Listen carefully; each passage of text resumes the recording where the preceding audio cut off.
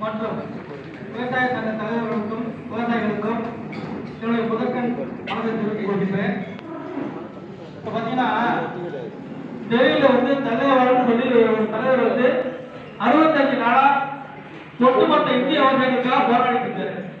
ஆனா அதற்கான பெரிய விழிப்புணர்வு வந்து தமிழகத்தில் இல்லை.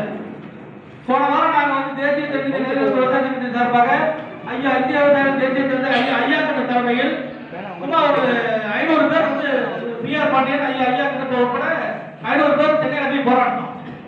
போராடி உண்ணாவிரதம் வந்து எங்களுடைய எதிர்ப்பை வந்து மத்திய அரசுக்கு வந்து நாங்கள் தெரிவித்தோம்.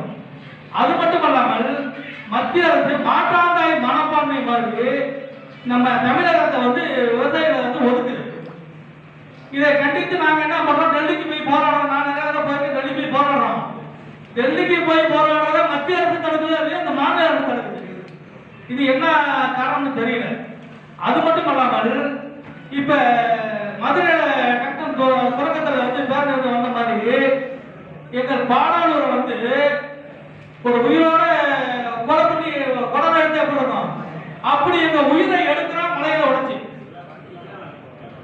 இறுதியாக நான் சொல்கின்றேன், குறைந்த வைத்தம் 10,000க்கு மேற்பட்டோர் நீங்கள் மறுபடியும் குழந்தைகளை ஏழை விடுவதாக இருந்தால் 10,000க்கு மேற்பட்டோர் தேசிய நெடுஞ்சாலையில் நடந்து வருவோம். வந்து கலெக்டர் அலுவலகத்தை முடக்குவோம். ஆனா நம்ம ஐயா சொன்னாரு, பாடாளரை பொறுத்த வரைக்கும் நம்ம ஆல்ரெடி ஒரு பீஸ் மீட்டிங் போட்டிருக்கோம். அன்னை அந்த பீஸ் மீட்டிங்லயே சொல்லிட்டேன். பாடாளரை பொறுத்த வரைக்கும் வந்த பெட்டிஷன் போக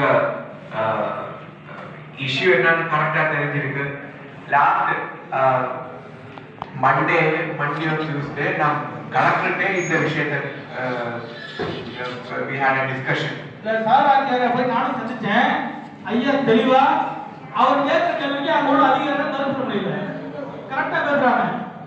இது மாதிரி ஒரு அதிகாரியை உண்மையான தலைவனைக்கு ஏற்றுக்கிறேன். ஆனா இப்ப பிச்சை எடுத்தாவது படிக்கிறான். படிச்சுட்டு பிச்சை எடுத்தாங்க. முன்ன கலெக்டர் அம்மா கற்பனை பண்ணாங்க. ஏன் செஞ்சாங்க நீங்க? ஏங்க நாங்க விவசாயிங்க 1 கிலோ நெல்லை உற்பத்தி பண்றதுக்கு அவன் ரத்த செஞ்சு உற்பத்தி பண்றான். அந்த நெல்லுக்கு விலை இல்லை. ஆனா அவங்க எடுத்து விற்கின்ற அரிசிக்கு விலை இருக்கு. நீங்க பாத்தீங்கன்னா நாங்க ஒரு 3 சென்ட் நிலத்துக்கு பட்டா வாங்க போனா எதை எடுத்தாலும் லஞ்சம். தமிழகத்திலே மிகப்பெரிய மாவட்டம் பெரம்பலூர். ஆனா மிகப்பெரிய கனிம வளங்களை கொண்ட மாவட்டம் பெரம்பலூர். நான் சொல்றேன், ஒரு கொலை பண்ணா 14 வருஷம் தான் சொல்றான். தயவு செஞ்சு சொல்றேன், எங்க மாவட்டத்தையும் எங்க மலைகளையும் இதோட விட்டுருங்க. திருவள்ளூர் பகுதி வந்து விவசாயத்துக்கு வந்து ஏற்ற பகுதி இல்லைன்னு யார் வந்து அறிக்கை கொடுத்தாங்க. இப்ப அங்க நெல்லுல இருந்து, கடலை இருந்து, வெங்காயத்துல இருந்து எல்லாமே விளையுது. இப்ப நாங்க இதை வந்து பேசி போடுறோமே, இதற்கான நடவடிக்கை என்ன எடுக்கிறீங்க ஐயா? சாராய்ச்சி சொல்லுங்க பேசுறோமே, இது நடவடிக்கை எடுக்கிறீங்க ஐயா? பீஸ் மீட்டிங் லாஸ்ட் வீக் வந்து நம்ம சப் கலெக்டர் ஆபீஸ்ல டிஸ்கஷன் போட்டோம், ரைட்? அதுக்கப்புறம் டியூஸ்டே வந்து நான் கலெக்டர்கிட்ட இந்த விஷயம் டிஸ்கஸ் பண்ணேன். சரிங்கய்யா. அதுக்கப்புறம் மைன்ஸ் டிபார்ட்மெண்ட் த்ரூ ரிப்போர்ட் கேட்டுவாங்க. அன்னைக்கே நான் சொன்னேன் இல்லையா, இந்த மாதிரி உங்கள்கிட்ட இது கூட சொன்னேன், எந்த மாதிரி நமக்கு பண்ணலாம். மைன்ஸ் டிபார்ட்மெண்ட்ல இருந்து ஒரு லெட்டர் கேட்டு வாங்கி அதை படி ரிப்போர்ட் கேட்டு வாங்கிடலாம்னு சொன்னேன். அதே இது போயிடும். அது இல்லாம தஞ்சை காவிரி பயிர்கின்ற மாவட்டத்தை பாதுகாக்கப்பட்ட மண்டலமாக தமிழக அரசு எடப்பாடி அரசு அறிவித்தது. அது மாதிரி எங்கள் மலைகளை பாதுகாக்கப்பட்ட மாவட்டமாக பெரம்பலூர் மாவட்டம் அறிவிக்க வேண்டும். அது பாலிசி டிசிஷன். அதுக்கு நம்ம கண்டிப்பா ஸ்டேட் கவர்மெண்ட்டுக்கு அது கேட்டு பண்ணுங்கய்யா. கண்டிப்பா அது பண்ணலாம். பப்ளிக் சைடுல இருந்து அவ்வளவு டிமாண்ட் இருக்குன்னா அதை பண்ணிக்கலாம். கண்டிப்பா பண்ணுங்க. நாங்க நீங்க சொல்ற மாதிரி நாங்க 20,000 பேர் நடந்து வந்து கூட பண்ண கொடுக்குறோம், பண்ணுங்க. அது ஒரு தேவையில்லை, அது எதுவும் தேவையில்லை. அந்த மாதிரி சிச்சுவேஷன் நீங்க சொல்றது கேட்டுட்டு தான் இருக்கோம்.